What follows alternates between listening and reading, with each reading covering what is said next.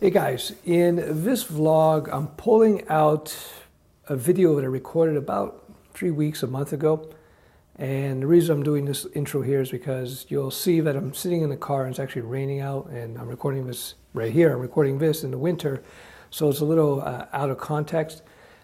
I just got lost in the mix, and in that vlog, I discuss how to identify legitimate sources, if you will, whether it be a business partner, coders that you might work with, or a boxing coach or a martial art coach. And I give you some tools, some ways of thinking about how to identify legit players in any given field. This is something I learned over the last 2-3 decades of being an entrepreneur, being a coder, being a martial artist, and so forth. So I thought it might be useful. One other thing, with this vlog, it ends abruptly because the camera just shut off. I was using my cell phone camera, and it even would happen with my old DSLR. So here's my DSLR. I used this to record about 400 videos that you've seen on YouTube and other places, and it's great. The problem is it would randomly shut off at points because it would overheat, and that's one of the reasons why I went with this Pro cinema camera, which doesn't shut off. And that's one of the reasons why you get pro equipment. I've discussed this in the last video. You get pro equipment so that it's fault tolerant, so that you know it's not gonna break down. At least it's got a lot less chance that it's gonna cause problems for you. Don't get me wrong, this is a Canon 80D, fantastic camera. If you're recording video for the first time, if you're interested in corporate video or vlogging or whatever type of video, this is a great first camera because it's not too expensive. It's extremely capable. Don't get me wrong, most of the time it's going to work great. The reason that I was having trouble is because I would push it to its high-end use case, if you will, and in a hot room it would shut off on occasion, which is really a pain in the... but still much better than other cameras. Anyway, sorry, I'll get back to the vlog. So, yeah, this is back in early November I recorded this, so it's still raining. And it ends abruptly, but I think that you understand where I'm going with. I think once you watch it, you will understand where I was going with that. All right, thanks a lot. Bye-bye. You know what? I'm going to do one little thing here before we get into that video. Album of the day. I did these a few times. People liked it. Not too much, so I stopped it. But anyway, here's a quick suggestion. This is Led Zeppelin, Houses of the Holy. It's got some crazy good tunes on here. It's it's actually my favorite Zeppelin album of all time. Kind of a weird cover.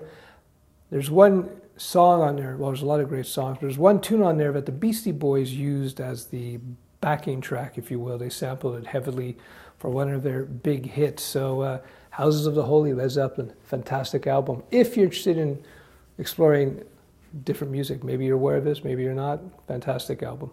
All right, that's it, bye.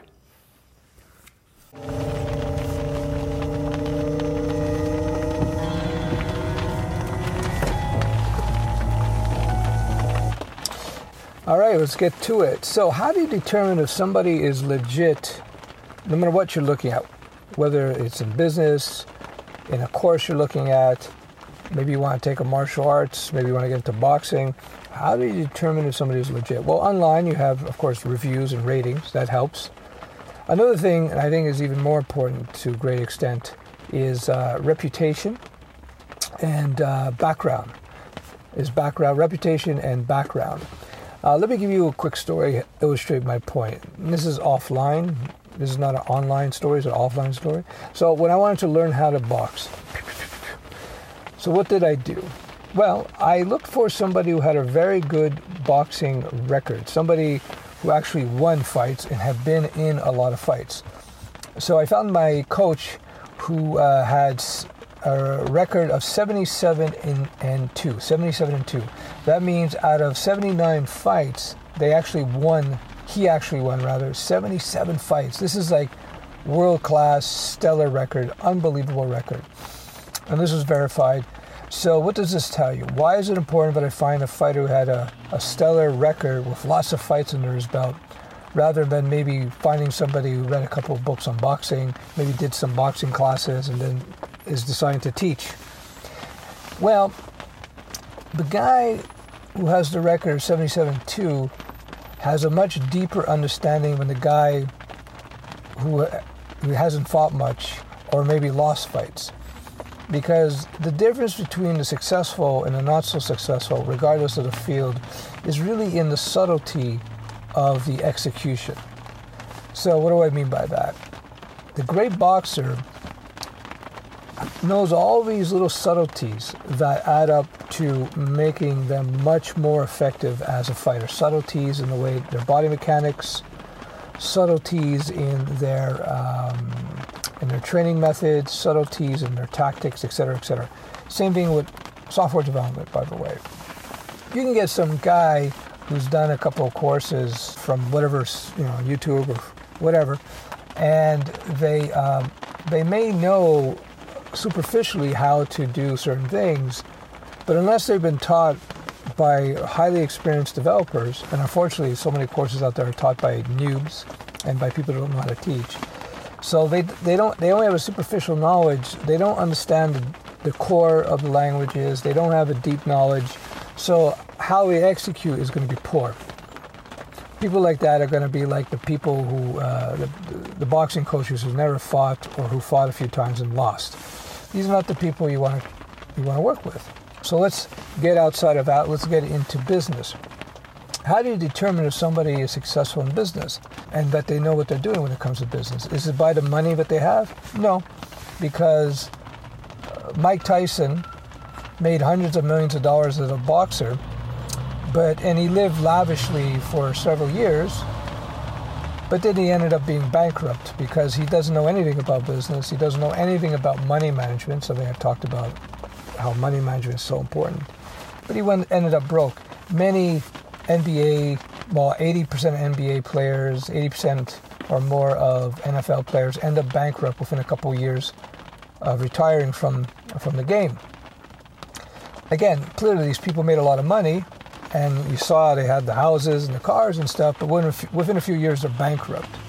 So that tells you that they actually are terrible at business because they didn't make their money in business, and they're terrible at money management. And you see that a lot. So the way that you can discern whether somebody is legitimate when it comes to business is whether or not they have longevity and variety. I would even argue one-hit wonders, like founders of startups that grow up huge, and then you don't know if they're really good at anything. They may have been just very lucky. Any fool can get lucky and ride a wave, right? Like I got lazy, I didn't buy my Bitcoins. But had I bought my Bitcoins today, my Bitcoin stash would be worth 98 million US. Now, reality is, anybody who has any experience investing knows you're never going to have, I wouldn't have carried and held these Bitcoins up until today. I would have sold out a long time ago, But that being said, let's just say for the argument, I wouldn't have been so lazy. I would have just bought those Bitcoins, put them in a drawer and forgot about them, and then, hey, look, I got these Bitcoins. They're worth 100 million or 98 million. Does that make me a business genius, or does that make me somebody who won the Super Bowl, the lottery ticket? I'm just a lottery ticket winner. Well, I was with somebody, I started up YouTube, and after 5 years, I sell it to Google for 400 million. Even though YouTube, the business, is still losing money to this day. YouTube loses, I think it's 1 or 2 billion a year. It's still losing money after, 10, 15 years. So the guys who started YouTube, are they geniuses, or are they really, really lucky that Google decided to buy them, even though they had a business that was losing tons of money? For me, they got very lucky because they didn't really build a viable business. For me, a viable business actually makes a profit. I'm old-fashioned that way. I think businesses should make a profit.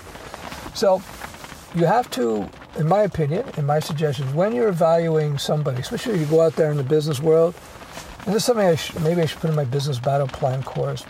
Yeah, I'll put it as an extra perhaps. Anyhow, when you're going out there in the real business world, when you're evaluating people you might want to do business with, whether you bring them in as partners or you partner with them or whatever, and I'll get into more detail in the course, you have to look at their long-term track record. You got to make sure that they're not necessarily one-hit wonders, or maybe they just inherited their parents' business. It's one of my pet peeves, rich kids. Guys who say, well, I went and I worked for my father's company and it was only doing $4 million a year. And then I went in there and I built it up to 50 million or whatever it is. And I go, okay, it's a bit of a fiction. First of all, you went in, you worked for your dad, come on. The hardest part about starting a business is actually starting it, figuring out, inventing it, coming up with the product line, coming up with the workflows, coming up with the distribution channels, et cetera, et cetera, et cetera, et cetera. That's the hard part. So when you go into a business that's doing millions a year, all the hard stuff is established. So it's just a question of pushing that monkey, right? Getting it going and just capitalizing on that. But rich kids don't realize how easy they have it. They have it because they go work for the dad, and that's their reality.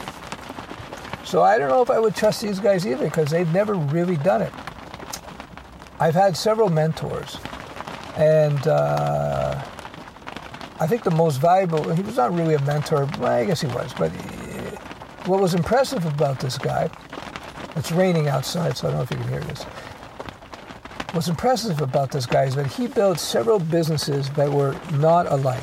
He had a business in category A and a business in category B, so like manufacturing and furniture and clothing and all kinds of other businesses.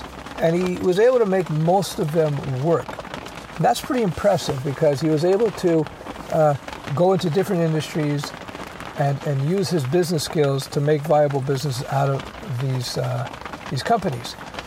That to me is a guy who really knows what he's doing, because it's not just a one hit, it's many successive hits.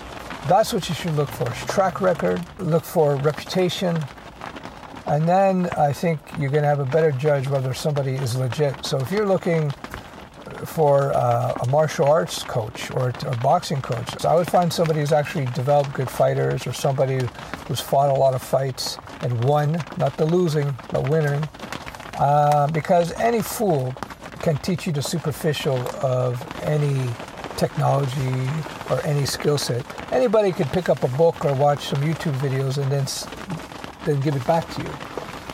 But what you're going to get is a bunch of superficial stuff that's actually, in the end, could be very damaging to you. It's kind of funny. It's like, I remember when I was like an orange belt or something in judo, and a lot of people say that's when you're the most vulnerable because you're still learning. You're sort of caught in this framework, and you won't be natural, and it's not a good place to be. When you get to be an expert where all the training becomes natural and instinctual, then you become much more effective as a fighter in real situations. Same thing with business, I think. Same thing with coding. You're dangerous when you know a little bit because you're going to create some really bad code, perhaps. You're dangerous, especially in business, if you know a little bit. You're going to be making stupid mistakes, perhaps, if you're not taught properly or you're not aware of things. I made a lot of mistakes myself in my career. Fortunately, I had some things